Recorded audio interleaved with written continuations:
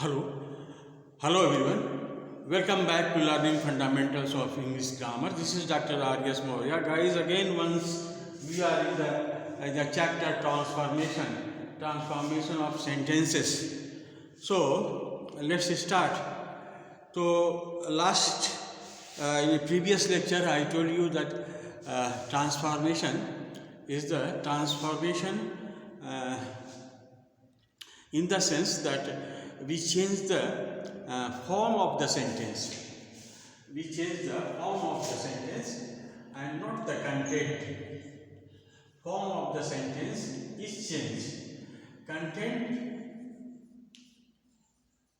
is not changed. Is not changed. So this thing you have to take in mind, that form you can change but the content remain the same, should remain the same. तो एक तो है कि transformation में आपको indicative दिया रहता है, इंडिकेशन रहता है कि आप इसमें से इसमें बदलिए, इसमें से इसमें बदलिए. तो बहुत से केसेस में सिर्फ लिखा रहता है transform the following sentences, transform the following sentences, और उसमें ये नहीं लिखा रहता कि आप इसका ये बनाइए, इसका ये बनाइए. तब आपको ये देखना चाहिए कि सेंटेंस क्या है और ये क्या कह रहा है, हमको कैसे बनाना है. इस तरह के सेंटेंसेस को हम आज पढ़ेंगे और हम करीब कुछ सेंटेंसेस देखते हैं कि कैसे जो है हम इन सेंटेंसेस को चेंज करेंगे. पहले तो सबसे पहले आप मीनिंग समझने की कोशिश कीजिए. वो सेंटेंसेस का जो मतलब होता है उसको अच्छी तरह से समझने की कोशिश कीजिए. जैसे एक सेंटेंस है, are you not tired of doing nothing. Are you not tired of doing nothing. Then begin at once to teach your younger brother. तो ये पहला प्रश्नवाचक तो आपकी है और ये डबल नेगेटिव लिए हुए है, डबल नेगेटिव लिए हुए है और ये क्वेश्चन मार्क में है. इसका कहने का मतलब है कि आप कुछ करना चाहते हो. अगर करना चाहते हो तो तुरंत अपने छोटे भाइयों को पढ़ाना शुरू कर दो. ये इसका मतलब है. फिर से एक बार सुनिए. Are you tired of doing nothing. Are you not tired of doing nothing. ये नॉट भी लगा है, नथिंग भी लगा है और क्वेश्चन मार्क है. Then begins at once to teach your younger brother. तो ये इस तरह का जो सेंटेंस है, तो इसका कहने का मतलब है कि अगर आप कुछ करना चाह रहे हो तो अपने छोटे भाइयों को पढ़ाना शुरू करो. तो इस चीज़ को हम लिख सकते हैं लेकिन दूसरे फॉर्मेट में. जैसे if you are trying to do something, if you are trying to do something, ऐसे if you are trying to do something.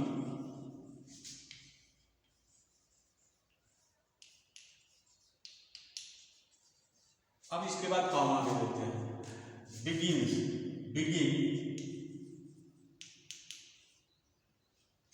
Begin at once. अब इसको भी हटा भी सकते हैं. Teach to your younger brother. Teach to your younger brother. To your younger brother.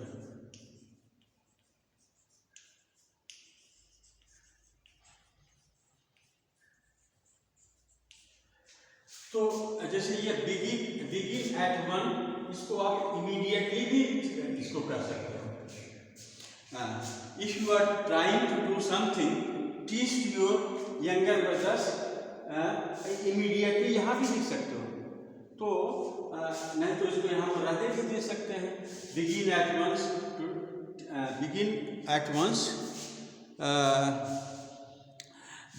begins at once to teach. Begin at once to teach to your younger brother. ऐसे. तो इसको इस ढंग से ट्रांसफॉर्म कर दीजिए। अगर आप कुछ करना चाहते हो तो अपने छोटे भाइयों को पढ़ाना शुरू कर दो। तो ये इसका मतलब हुआ। और चूंकि ये प्रश्नवाचक शुरू में है और डबल निगेटिव है, तो डबल निगेटिव का मतलब होता है पॉजिटिव, और इसका मतलब होता है if you want to do not something, anything nothing दिए हुए आप उसको समथिंग में चेंज कर दीजिए। If you want to do, if you are trying to do something, if you are trying to do something, begin at once to teach your younger brothers।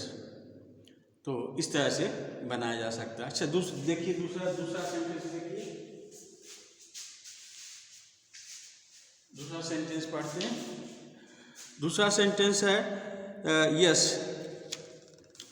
One more word and I will send you out of the room.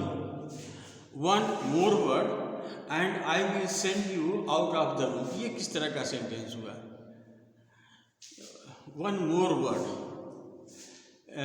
तो इसके लिए आपको ये भी ज़रूरी है कि आप तरह तरह के सेंटेंसेस को जानने की कोशिश करें। जैसे ये सेंटेंस जो है, जैसे speak one more word and I will break your teeth. अगर एक शब्द भी बोले तो तुम्हारा दांत तोड़ दूंगा, ऐसे लोग धमकी देते, ये धमकी का है, ये है।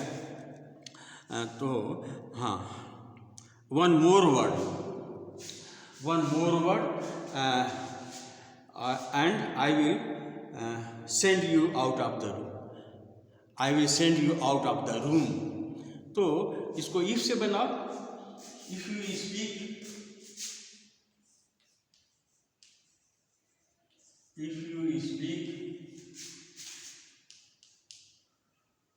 one word more, one word more,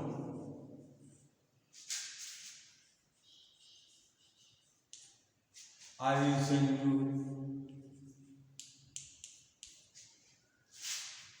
send you out of room।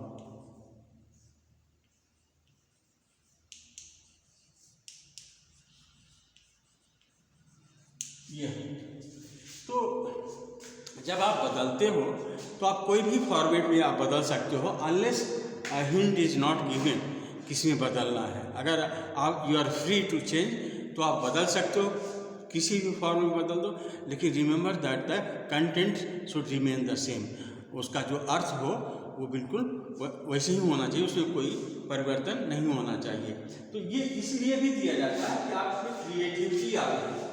आप जो है अपने से अंग्रेजी आप पढ़ रहे हो तो आपको अपने से लिखने आ जाए, अपने सेंटेंस को फ्रेम करने आ जाए, ये सबसे बड़ी चीज़ है।